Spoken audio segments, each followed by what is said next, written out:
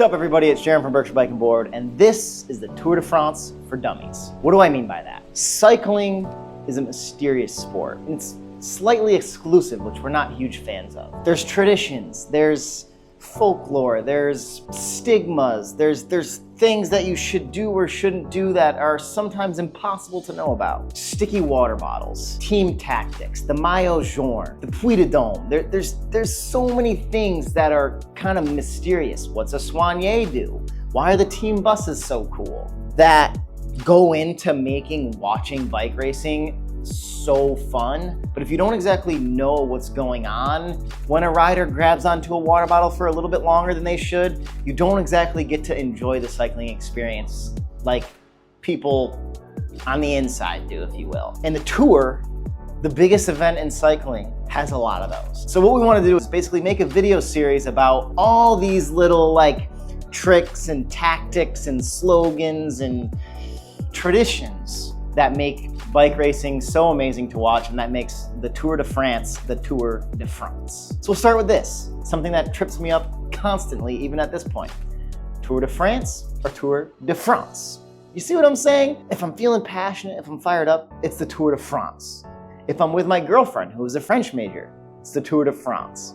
If I'm home or in the bike shop and I'm talking to a customer, I'm not feeling that great, sometimes it's Tour de France, and that's not how it's supposed to go. So with that, this is the Tour de France for Dummies. First video, here's what we're gonna talk about. We're gonna talk about the history of the Tour. 1903 is the first year of the Tour de France, and what happened was there was two magazines back in France that were competing for subscribers, L'Auto and La Vélo. La Vélo was essentially the championing newspaper at the time, and L'Auto was starting to go out of business. Now, L'Auto had an owner or an editor by the name of Henri Desgrange, and Henri, or Henry, was an enterprising businessman, and he wanted to put together something to basically grow his viewership, to inspire the country, and to figure out a way to basically sell more newspapers. So what did he do? In 1903, he decided, let's have a bicycle race.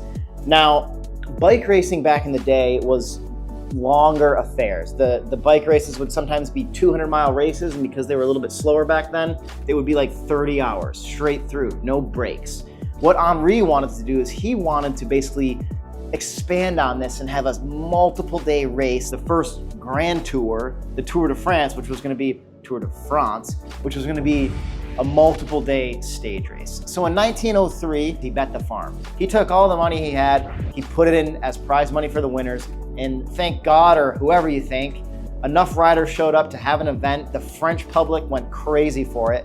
And from 1903 to 1908, L'Auto, or Henri's newspaper, his subscribers went from 25,000 to 250,000. So at that point, the Tour de France was off to the races. I wanted to just do a couple quick bullet points here to talk about some really important things that happened throughout the course of the tour. And then from there, we'll get into some of the nittier grittier details. Part 1, 1905. This is the year the Tour took on the mountains for the first time. And back in the day, the Tour de France riders rode fixed gear bicycles, which, to keep things simple, were single speed bicycles that you couldn't coast on.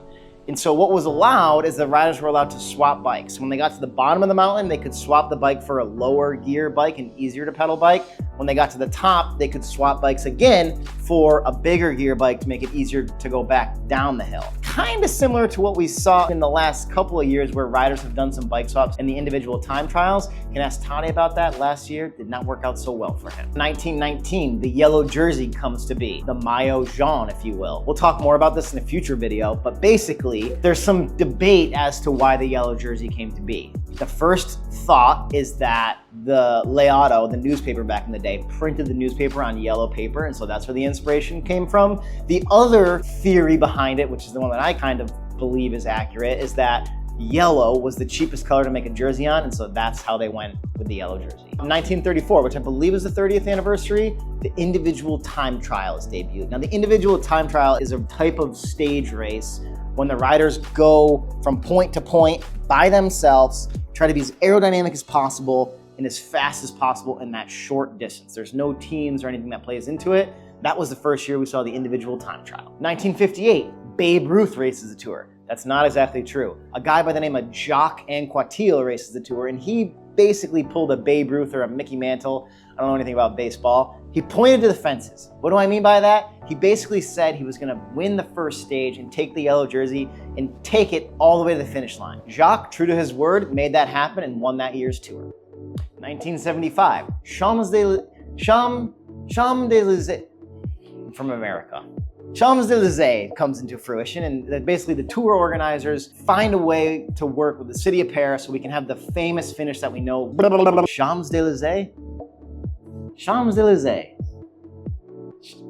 Champs-Élysées. Dude. Tour de France. Croissant. Let's skip 1975. 2003, Lance Armstrong brings mountain biking to the tour. 2016, Chris Froome brings running to the tour. 2023, Mark Cavendish doesn't break the record. He's tied for the record with Eddie Merckx. 2024, I hope he does it. It's gonna be an exciting tour this year. Follow us along for tips, tricks, updates, and really an inside scoop on the basics of what makes a tour so special so that you can watch for years to come and explain to all your friends what a sticky water bottle means so you can sound cool on your next group ride. An important thing about this video series is we need your help. Throughout the course of the tour, if you see something that looks confusing, you're not exactly sure what's happening there, leave us a message in the comments. We're gonna be checking them throughout the tour, and I promise you I will make a video explaining what that thing means after I research it to figure out what that video means. So if you like what you saw here, if that seems interesting to you, as always, round up for distance, round down for time. Thanks for watching. Champs-Élysées? Champs-Élysées.